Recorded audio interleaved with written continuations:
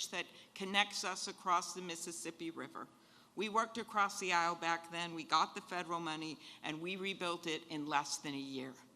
America can do this. We can come storming back from this pandemic, but we're only going to do it if we look on that horizon.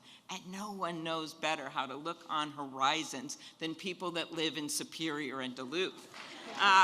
We are here today to celebrate a president and a first lady that never give up. And they have come on a pretty cold day, so we're going to give them a warm welcome, right? We're going to give them a warm welcome because the president did not give up on this bipartisan infrastructure bill. Not when a lot of people thought it couldn't get done, he believed it could.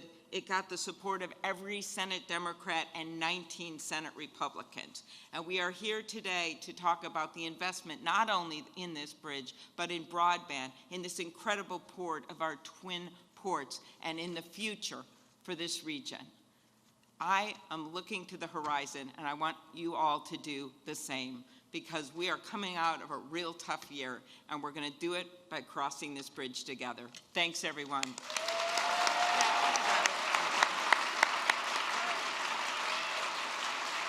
Please welcome Governor Tony Evers and Governor Tim Walz.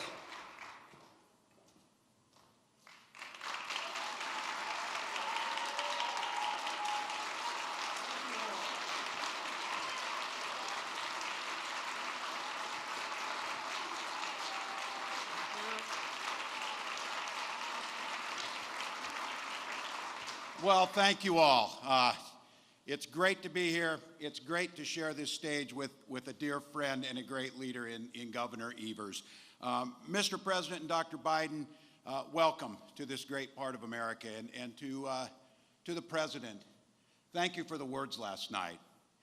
I think it's been a long time since we've seen a hopeful, kind, unifying message come at that speech, and it couldn't have came at a better time.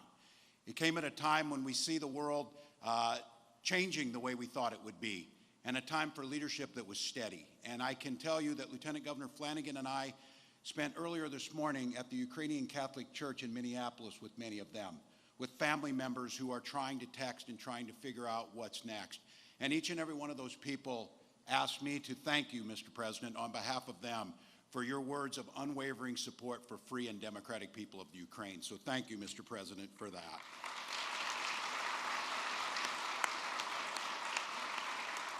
To our senators and to our members of Congress, as a governor and as all of the governors would tell you, thank you, thank you, thank you for the bipartisan infrastructure bill. It changes lives. There are few pieces of legislation of such consequence. The hundreds of bridges in Minnesota and Wisconsin, the thousands of miles of roads, the broadband infrastructure, the cleaning up and the protection of our Great Lakes and our environment, a movement towards a clean energy economy so our children can go to school on zero-emission buses, so our buildings are continuing to reduce our carbon footprint, and this part of the country is continuing to lead. That's what the bipartisan infrastructure bill means. That's what it means for each and every one of us, but it's about future generations. I had the privilege of serving for 12 years in Congress, and I had the privilege of serving on the Transportation Committee. And I'm going to use a point of personal privilege at this time. I can guarantee you one person who's not with us who would have been the happiest person you'd ever seen was Chairman Jim Oberstar from the great state. No one. And he talked about building something lasting. He talked about building something for our children. He talked about the vision that we needed.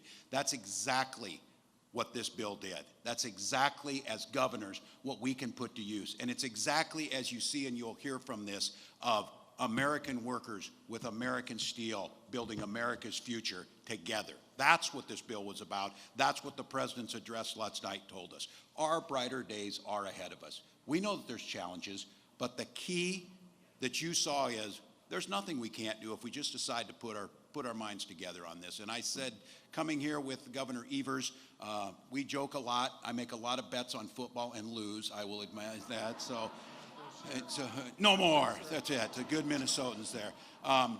But we know that our shared heritage, the folks who carved out this land, the folks who made the twin ports up here, a critical piece of the infrastructure. When we're in Europe, they talk about these ports and the connection it makes on trade and the things that will happen.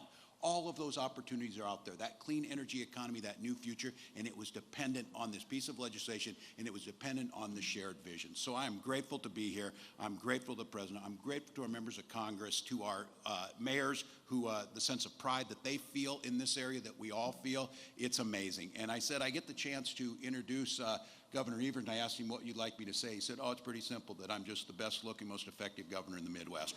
Tony Evers.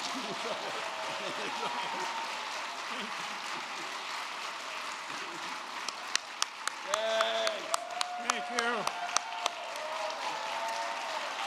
Good afternoon, Wisconsin. Good afternoon, Wisconsin. I am. And humble. And humble. Damn humble. It's great to be back in Superior, and I'm proud to welcome President Biden, First Lady Jill Biden, Governor Walz, First Lady Gwen Walz to UW Superior campus. What a place. And welcome to Wisconsin, folks. I want to thank you, first of all, to Chancellor Renee Wachter and the UW Superior students and faculty for having us, and Senator Baldwin, obviously, and Mayor Payne, and all the labor partners and workers as well who are with us today.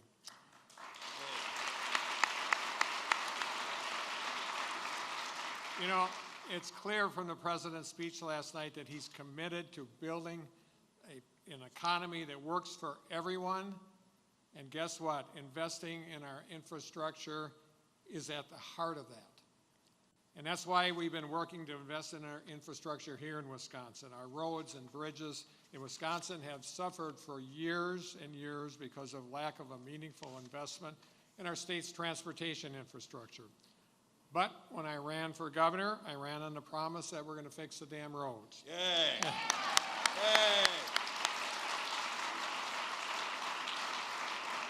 And I'm glad to say that we've improved more than 1,770 miles of highways and bridges, and more than 1,250 bridges. In fact, if you laid out those highways end to end, you could just about drive to Platteville and Denver and back.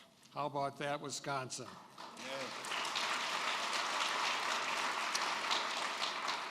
And we are also able to keep all 375 transportation projects on track during the 2020 construction season, which meant that we were able to receive $105 million in federally redistributed highway dollars from other states. Yeah. To invest back in our infrastructure, and thanks to those other states, I know Minnesota used theirs up, so it wasn't Minnesota. Keeping these projects on track were not only important about improving our roads, but ensuring people are able to keep working, and businesses were able to stay afloat, and folks were able to provide for themselves and their families. And that right there is the crux of this issue.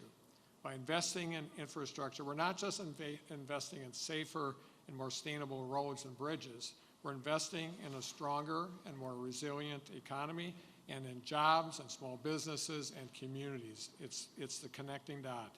We're headed in the right direction, but we have far more to do, and we're going to need help from the federal government to do that. Thankfully, help is on the way. With this bipartisan infrastructure law, there are several $1 billion coming our way to build on the progress that we made in fixing our roads and highways.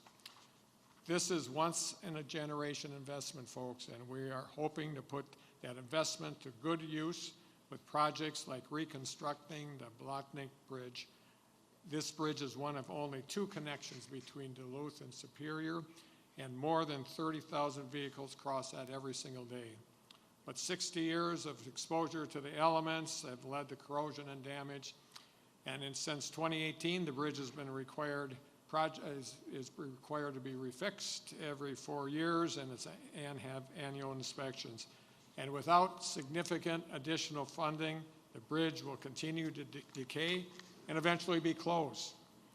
Thankfully, the federal bipartisan infrastructure law is providing at least $225 million to each of the states for bridge replacement and rehabilitation projects, and will be able to compete for the bridge investment program for larger projects. And after today, Governor Walz and I had a chance to talk to the president about this project, and I hope the president might be able to put in a good word for us.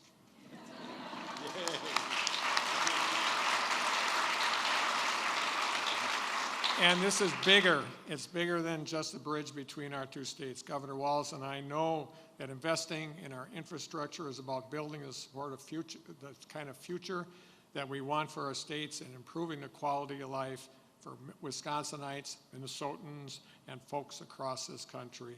Look forward to continuing this partnership between our states and the Biden administration as we work to build on that future. So again, thank you, President Biden. Thank you, leaders from Washington that came to be with us today. And thank you all for being here. Well said. Good. Well said.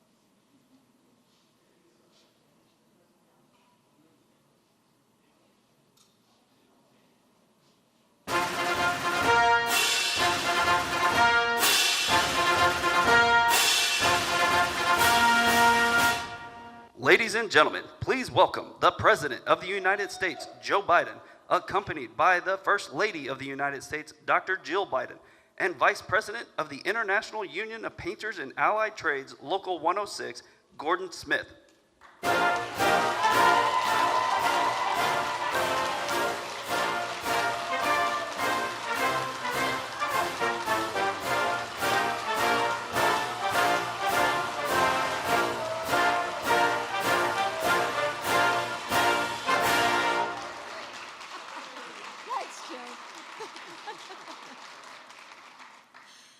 Hi. Thank you. Well, and that's the band, I presume, right? Thank you to the band. Great job. Great job.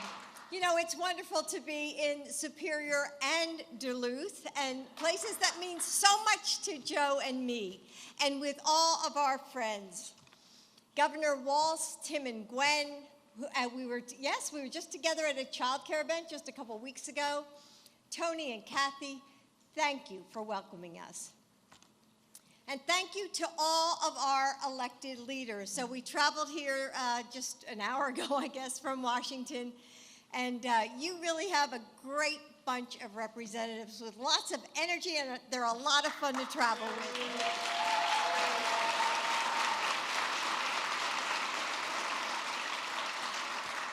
On another cold winter morning, you know, much like today, I held our family Bible and watched my husband take the oath of office. In that moment, he was the man I fell in love with so many years ago, a father of... Okay, all right. I guess I don't tell him enough. A father of two boys standing in the wreckage of unthinkable loss, who stitched a broken family together with grit and grace. He was the man who took the train home to Delaware every night because he knew that showing up for the smallest moments can sometimes mean the most. He was the senator who learned that, to get up when he got knocked down and fight even harder for what he knows is right. The vice president, whose steadfast counsel helped guide our country through many storms. That day, he was Joe. And then, suddenly, he became something else, too. The President of the United States.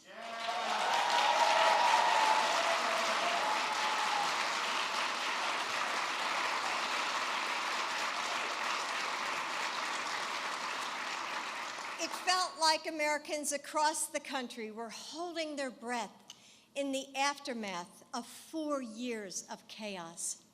But as Joe stood there, shoulders back, eyes shining with fierce optimism, I could see his determination to bring us together, to lead us forward to a better America.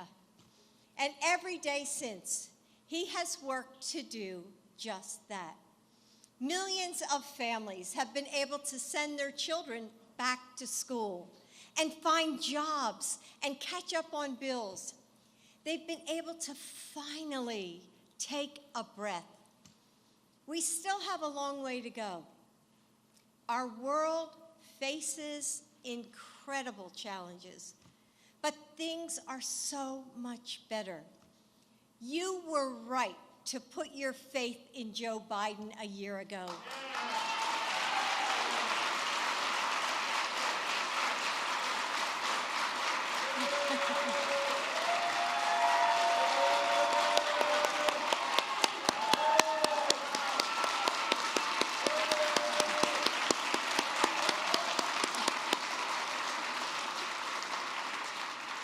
Because in the face of uncertainty, he is unshakable.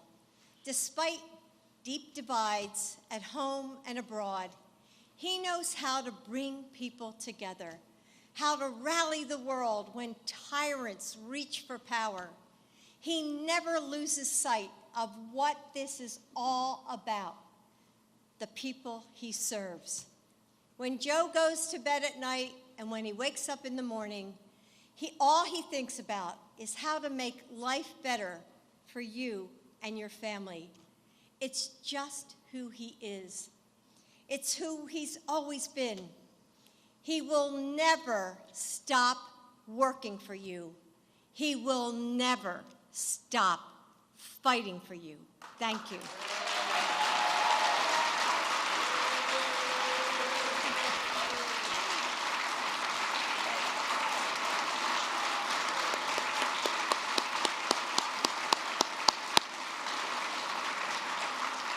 Now, I want to bring up our next speaker, a painter, a father, a mentor, a man who knows the meaning of union strong. He's worked hard to help make this area a better place to live, and we're happy to have him with us today, Gordon Smith.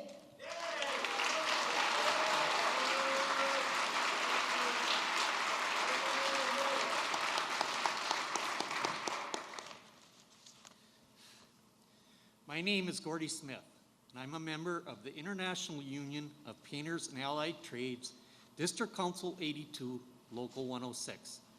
I am honored to be with you here today. I've been a painter for 31 years, but I started as a non-union painter. I became a member of the IUPAT when our shop was organized in the early 1990s. I was younger at the time and didn't understand unions, but taking that action really made my life better for me and my family.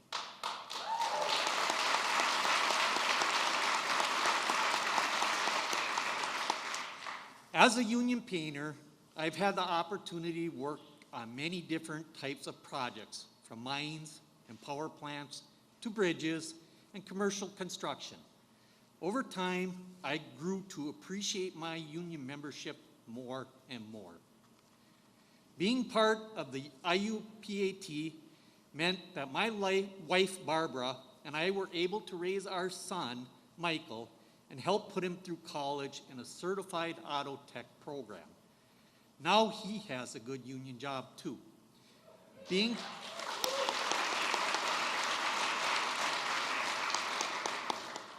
part of the IUPAT has given me not only just a job, but a career. Every worker, even you, can have the same opportunity I've had. For many years, those of us in the building and construction trades have heard the promise of massive infrastructure investment, but those promises were never kept. President Joe Biden and his team have finally delivered on that promise.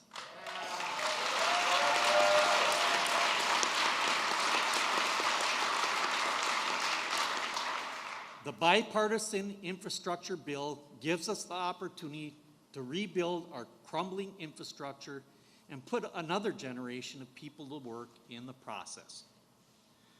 Throughout the Midwest, we have thousands of bridges, like the Blockneck Bridge here in Superior, in need of repair. The investment in the nation's infrastructure is vital to our communities. Everyone needs to be able to safely to go to work, school, and family events. I'm proud that here and across the country, my sisters and brothers are at work coating these bridges, and it's not just to make them look good, it's to keep them strong, safe, and protected from corrosion. One of my favorite things about being part of the Painters Union is the opportunity to mentor younger brothers and sisters who are serving their apprenticeship. I get to teach them skills and pass a trade that they can take pride in and will provide for their families.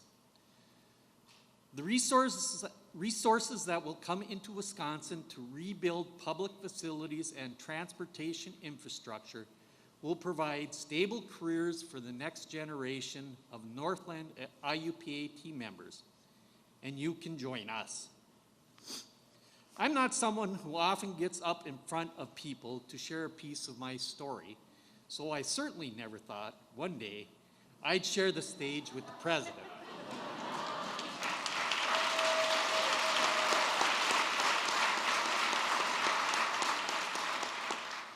I am so proud to be here with all of you today, and a president who doesn't just talk about fixing things, but puts his words into action.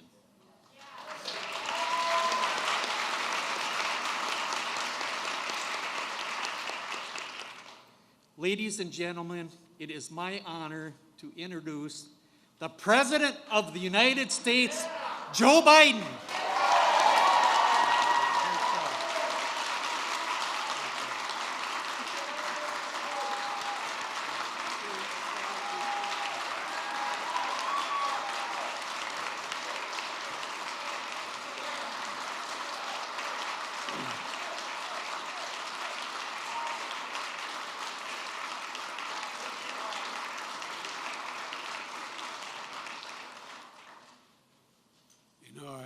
I've got to tell you a story. Hadn't planned on this.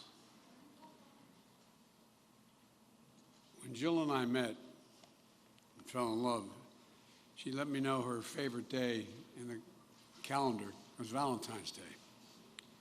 The first Valentine's Day that we were together when I was vice president, the vice president's office faces the Eisenhower building, a big granite building you see on the other side of the White House.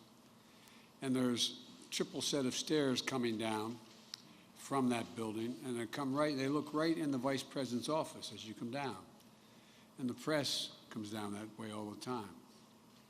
And so the night before this Thanksgiving, this Valentine's Day, the first one, Jill got, as a typical professor-teacher form, she got the maintenance guys to bring up a 16-foot ladder. And I think there are a total of I don't know, 19 panes in each window, big panes of glass. And with that erasable paint you can have, she put a heart in every single of the four windows, saying, "Joe loves Jill." And that night, my press guy got a call from CBS Morning News. Would I be on CBS Morning News to talk about Valentine's Day? He said, "You ought to do it." So I did, and while we're getting ready in the office, all the lights are down, and I think I've told my colleagues in the House, the Senate, this story. While it's dark, they're fixing the lights, and I'm sitting knee to knee with a woman named Juju Chang, who used to work for CBS. And while they're fixing the lights, she looks at me, she says, "Everybody says you and your wife have a great love affair." And I said, "I think so." And I said, "But everybody knows I love her more than she loves me." And she responded, my word, "That's what everybody says." And then she said she had done a study that she had been on, I guess, 2 or 3 parts on the morning show over a period of weeks before. And I think, don't hold me to this, I think it was Yale and Stanford had done this study. What makes marriages last the longest and the most romantic? You can always tell when the couple is not only in love, but when it's romantic, no matter how old they get. And she said, "You know what it is?" I said, "No." She said, "It's when the husband loves the wife more." I want to tell you, Julie, this was worth the trip to come out here today. Thank you. Thank you, thank you, thank you. If the Secret Service agents weren't sworn to secrecy, they could tell you they've never heard anything like that said from a podium by Joe. I love Wisconsin and Minnesota. Thank you. Thank you. Hello, Wisconsin. If you can hear me across the river, hello, Minnesota. I'm Jill Biden's husband, Joe. And Gordon, thank you for that introduction. And Governor Evers and Governor Walz, and thank you both for welcoming me to both your states. And Mr. Mayor, Jim Payne, thank you for the passport. And Emily from Duluth, the mayor of Duluth, when we got off the plane, I don't think she had a coat on. She had on I tell you, you're a tough kid. Thank you for the passport to both your cities. And thanks for 3 outstanding senators. And I mean that sincerely, all friends, Tammy Baldwin, Amy Klobuchar, Tina Smith, and Congressman Mark Pacone and Ron Kine. You got a hell of a delegation, all of you. Last night I was with your senators and representatives along with their colleagues in Congress to speak about the State of the Union. Together, we sent an unmistakable signal to Ukraine and to the world that we, the United States of America, stand with the Ukrainian people. We stand with them.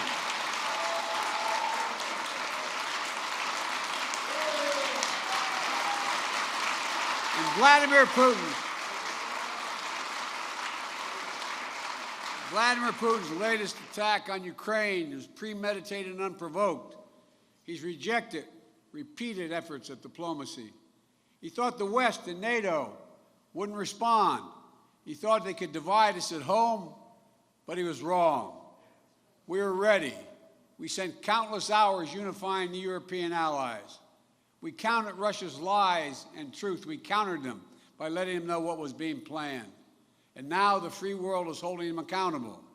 Putin is now isolated from the world more than ever, and will continue to aid the Ukrainian people as they defend their country and help ease their suffering in the process. When history of this era is written, Ukraine will have left Russia weaker and the rest of the world stronger. Folks,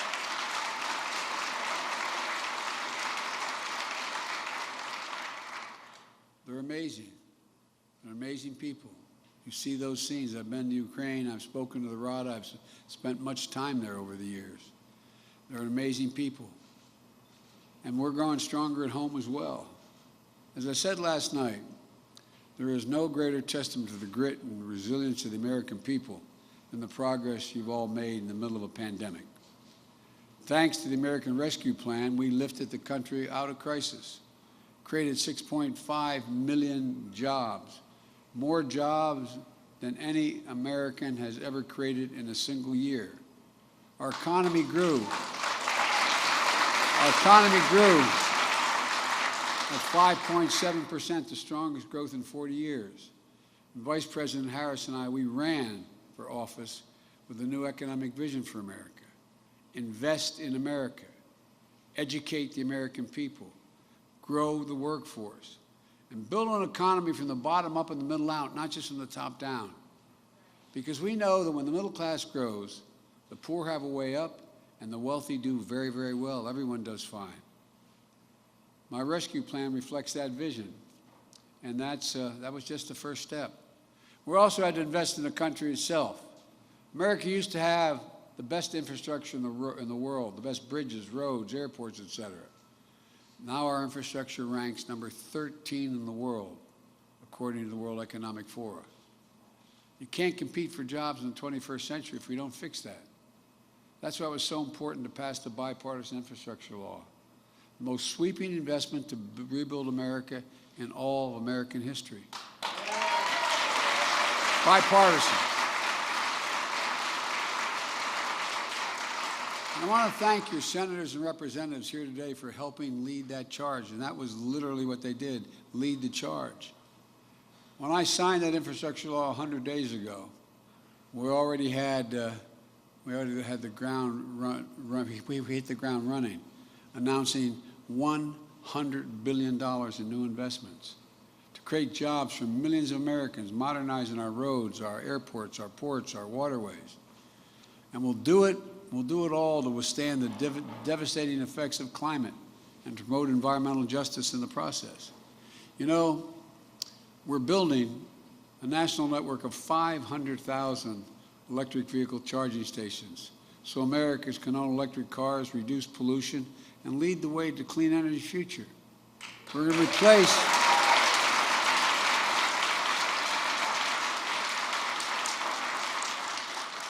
that legislation is going to allow us to replace all the lead pipes in this country so every child can turn on a faucet at home or in school and drink clean water.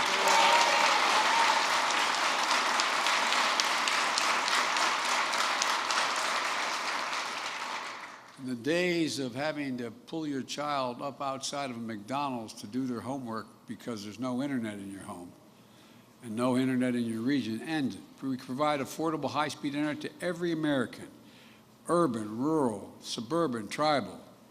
And that's big for rural communities. It helps farmers engage in precision agriculture, knowing when they should sell their products, and so much more. As I've announced last night, this year we're going to start fixing 65,000 miles of highway and 1,500 bridges in disrepair.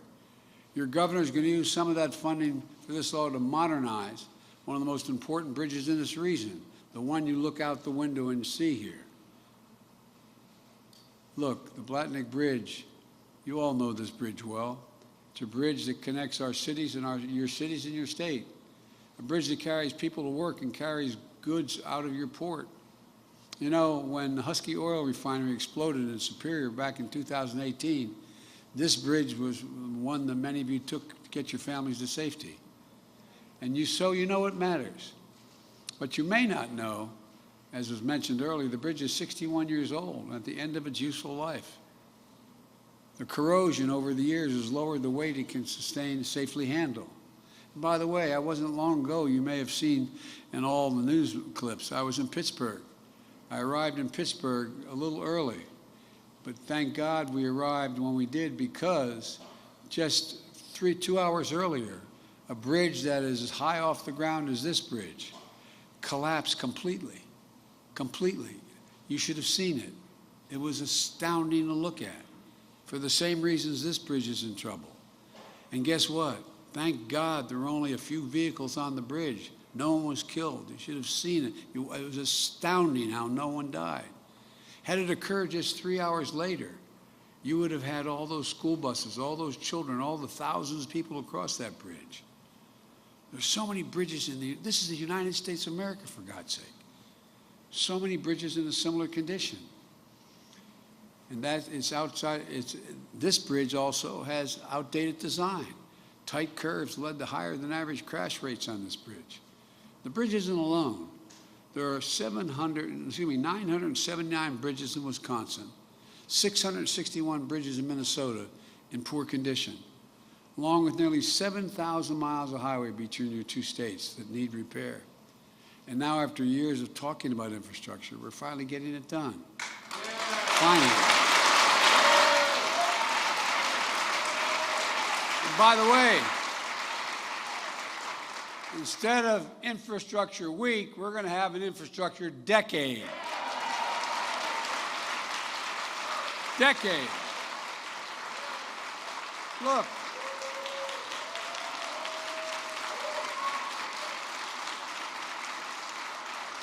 Back in January, I announced the largest investment in our bridges in American history, a total of $40 billion in funding for bridge improvement. $40 billion, including $12.5 billion to fix the most economically significant bridges in this country, like the Blatnick Bridge.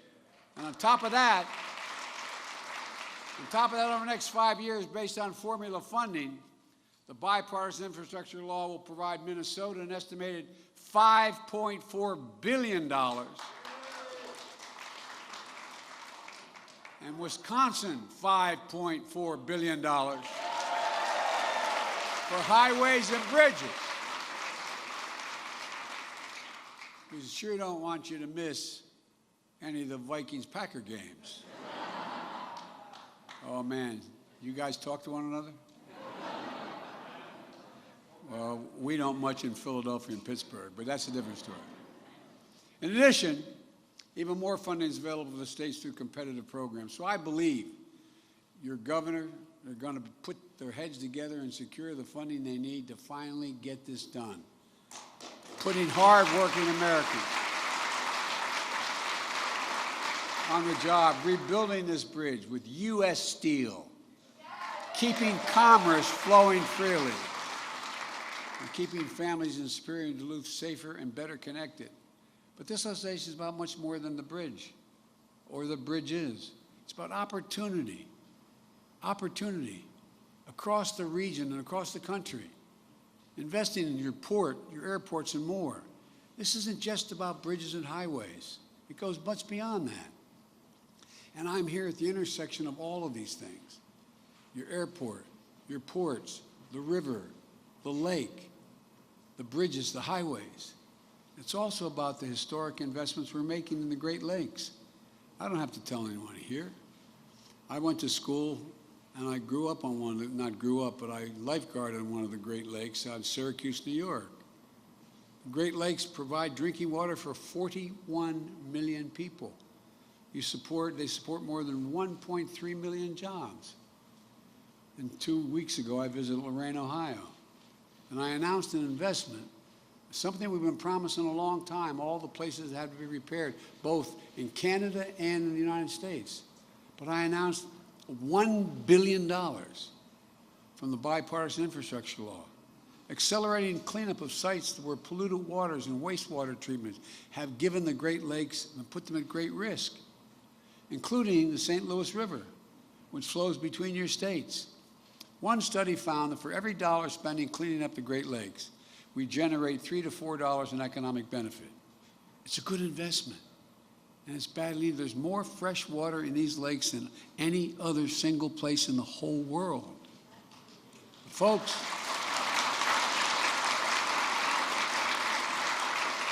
it's not only the investment we're making in the Great Lakes.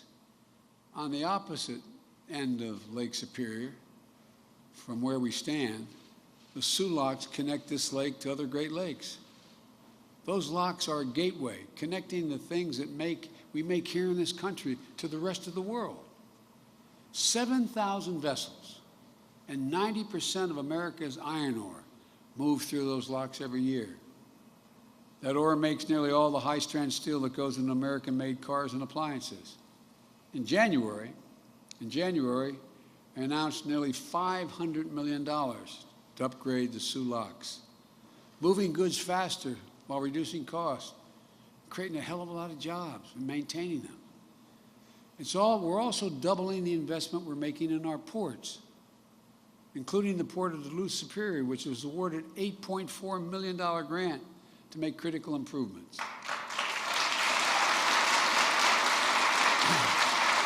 Along with a $12 million investment for the Army Corps of Engineers to reconstruct the dock wall, the vessel yard, and the Duluth Harbor Basin. Look, these investments will help fortify our port while strengthening the local economy. When we use taxpayers' dollars to build America, we buy America.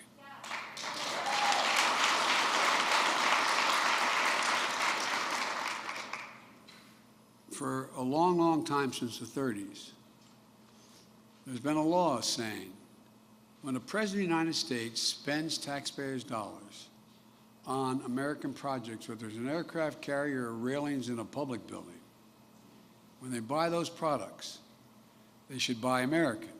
But there's been an exception in the law up to now. It says that if, in fact, the product is not immediately available in the United States, they can buy it abroad. The federal government spends about $600 billion a year to keep this country safe and secure. And that law has been on the books, as I said, for almost a century. Taxpayers' dollars. But guess what?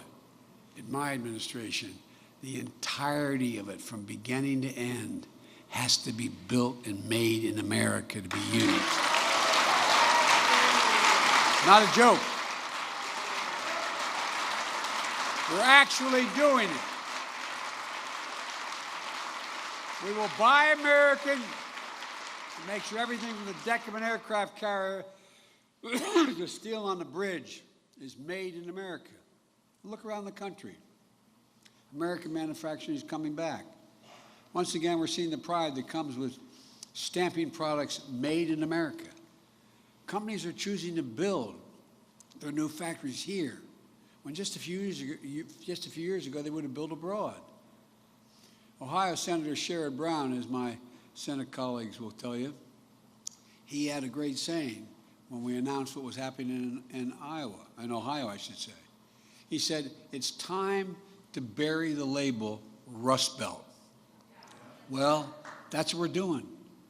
As I said last night, Intel is building a $20 billion semiconductor megasite just outside of Columbus, Ohio. Up to 8 state-of-the-art factories in one place.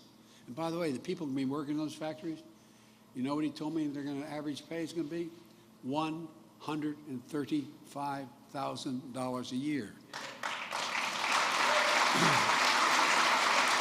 10,000 jobs, and most of them union jobs.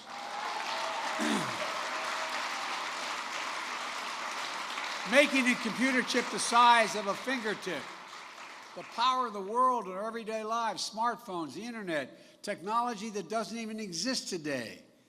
And if Congress passes the Bipartisan Innovation Act that's on their desk now, Intel is ready to increase their investment from $20 billion to $100 billion. Intel alone.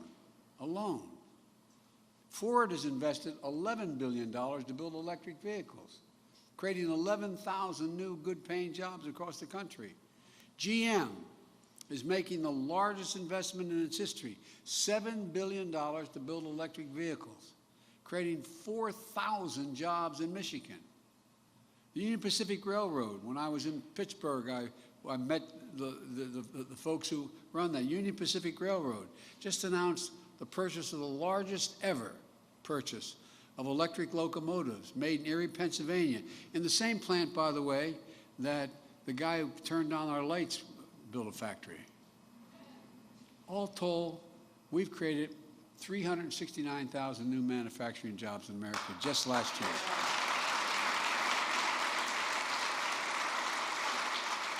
Don't tell me we can't be a manufacturing center again. We can. We have to keep this story going.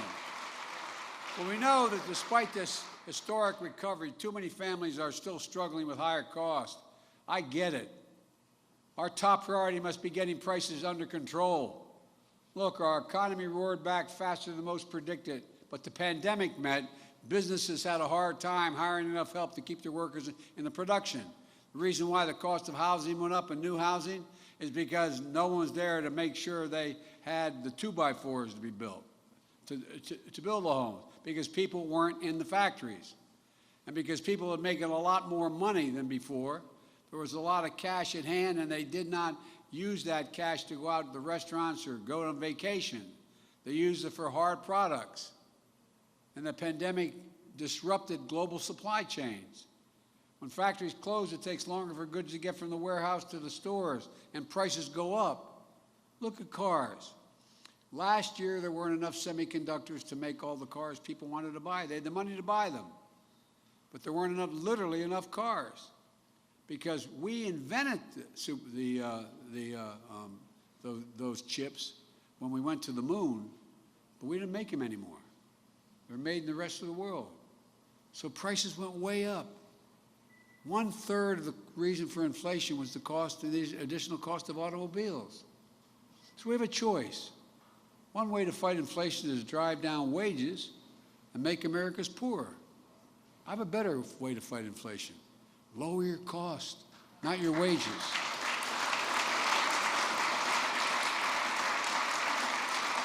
We're going to make more cars and semiconductors in America, more infrastructure and innovation in America, more goods moving faster and cheaper in America, more jobs that you can earn a living, a good living by here in America. Instead of relying on foreign supply chains, let's make it in America again.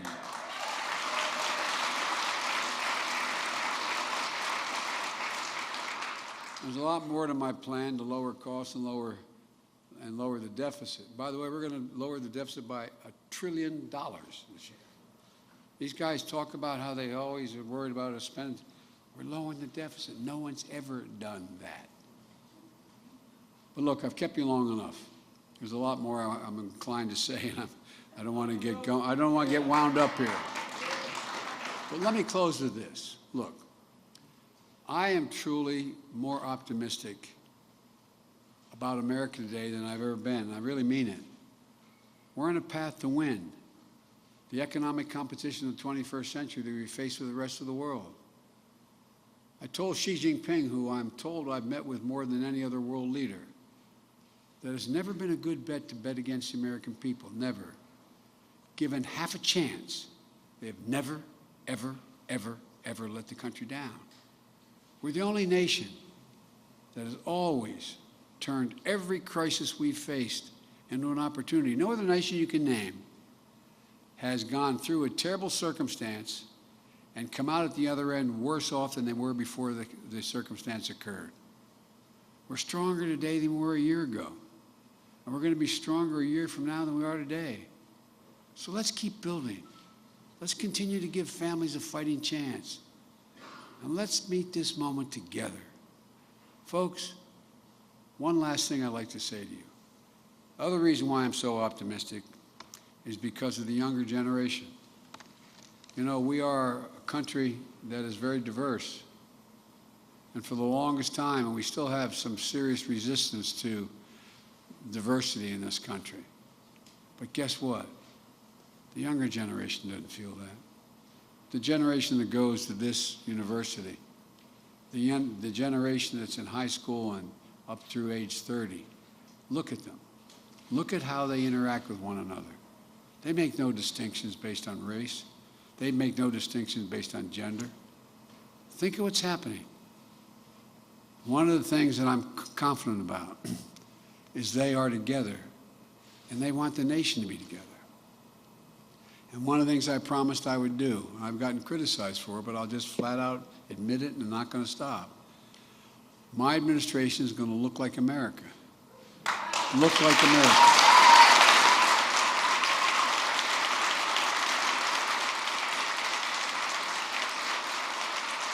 For example, in my administration, we have more women than we have men. A little bit. That's because all the women in my life are smarter than I am. We also have the greatest diversity we ever had. Look, folks, there truly is nothing beyond our capacity. There really isn't.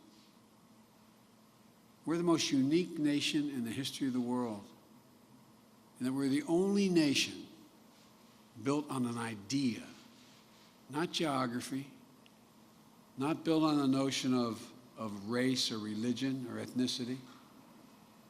None of that fits the description of the United States. Built on an idea that we hold these truths to be self-evident, that all women and men are created equal, endowed by their Creator with certain inalienable rights, life, liberty, the pursuit of happiness. We've never lived up to it. We've never walked away from it. And every generation has moved that dial closer and closer and closer. And we badly need it now in a world that is so close. Look, folks, your kids are going to see more change in the next 10 years than we've seen in the last 50 because of the changes in technology and so much more. We've got to be ready. America's always been ahead of the curve because we do hold these truths to be self-evident. Again, we're not perfect, we're not even close, but we never have walked away. And Vladimir Putin was counting on being able to split up the United States. Look, how would you feel if you saw crowds storm and break down the doors of the British Parliament, kill 5 cops, injure 145, or the German Bundestag, or the Italian Parliament? I think you'd wonder. Well, that's what the rest of the world saw. It's not who we are. And now we're proving, under pressure, that we are not that country. We're united. And folks, that's how we were able to make sure we kept Europe united and the free world united. A vote in the United Nations to condemn Putin. 141 countries voted to do that in the UN General Assembly. Several abstained. China abstained. Didn't vote with them, but abstained. India abstained. 7 countries abstained, I think it was the number. They're alone. And they did what they did, in my view. He did what he did because he thought he could split NATO, split Europe, and split the United States. We're going to demonstrate to the whole world, no one can split this country. Thank you all so very much. Thank you.